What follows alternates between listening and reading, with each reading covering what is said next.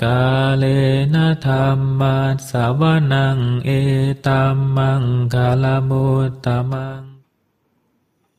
Penuturan syair Dhammapada di video ini ditujukan untuk kita renungkan. Penuturan bahasa Palinya bukan sebagai sarana pembelajaran pengucapan bahasa Pali yang benar. Meskipun demikian, penutur tetap berusaha sesuai kemampuannya untuk mengikuti aturan pengucapan menurut tata bahasa Pali. Namun dengan segala kerendahan hati, penutur memohon maaf atas kesalahan yang terjadi, baik dalam pengucapan maupun dalam pelantunan bahasa Pali dari bait-bait Dhammapada ini.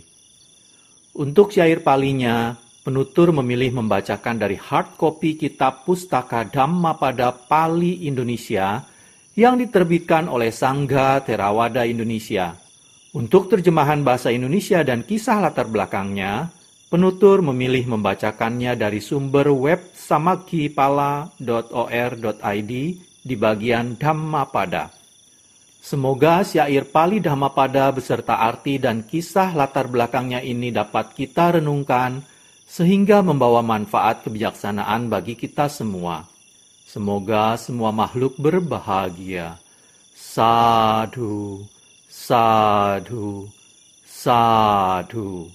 Terima kasih.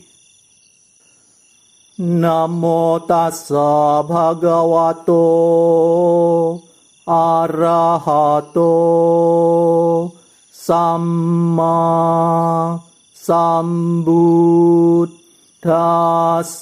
Namo tassa bhagavato arahato samma sambuddhassa.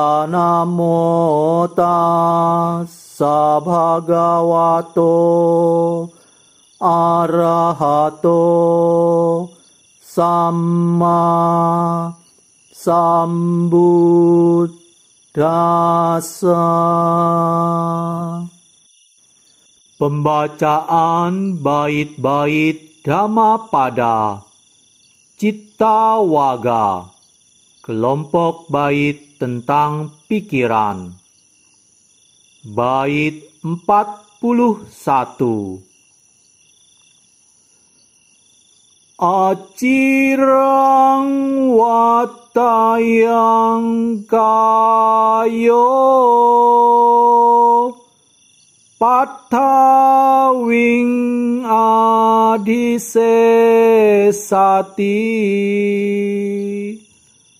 jundo apetawinyano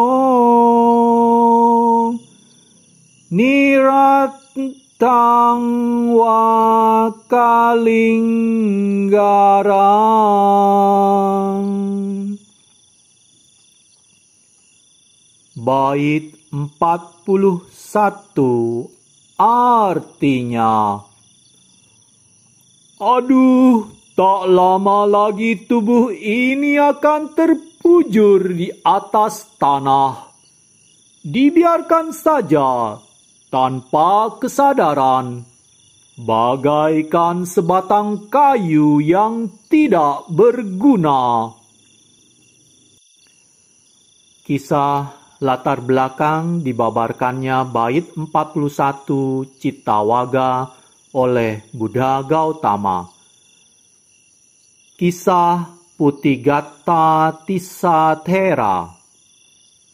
Sesudah mendapatkan cara-cara bermeditasi dari Sang Buddha, Tisathera rajin melaksanakan meditasi dalam keadaan menderita suatu penyakit. Bisul-bisul kecil nampak di seluruh tubuh, dan bisul itu berkembang menjadi luka yang besar. Ketika luka ini pecah, jubah atas dan bawahnya menjadi lengket, dicemari nanah dan darah.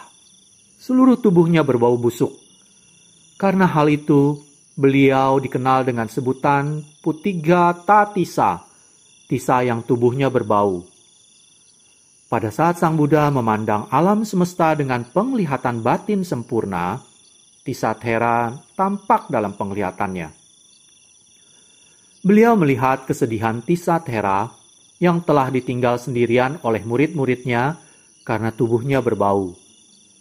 Dalam waktu yang sama, Sang Buddha mengetahui bahwa Tissa dapat segera mencapai tingkat kesucian arahat.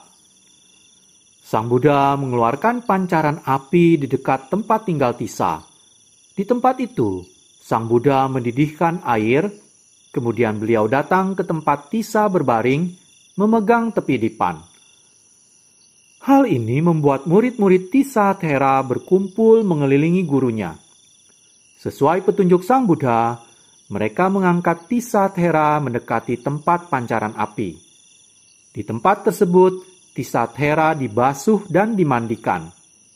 Ketika ia masih dimandikan, jubah atas dan bawahnya dicuci dan dikeringkan. Sesudah mandi, tubuh dan pikiran Tisathera menjadi segar. Segera batinnya berkembang mencapai satu titik konsentrasi.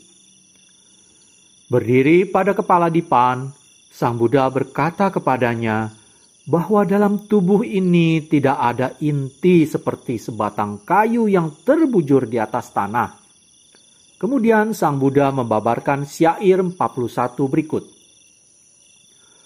Aduh, tak lama lagi tubuh ini akan terbujur di atas tanah.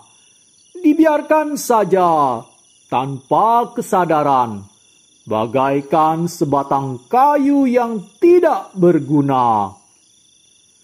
Tisathera mencapai tingkat kesucian arahat bersamaan dengan pencapaian pandangan terang analitis setelah khotbah Dhamma itu berakhir. Kemudian beliau meninggal dunia. Sang Buddha kemudian menyuruh murid-murid Tisathera untuk segera mengkremasikan tubuh gurunya. Atas pertanyaan mengapa Tissa tubuhnya berbau, Sang Buddha menerangkan bahwa Tissa pada salah satu kehidupannya yang lampau adalah penangkap unggas yang kejam. Setelah tertangkap, tulang kaki dan tulang sayap burung itu selalu dipatahkannya agar tak bisa melarikan diri. Akibat perbuatan kejamnya itu, Tissa terlahir kembali dengan tubuh berbau. Kalena dhammat savanang etammang kalamutamang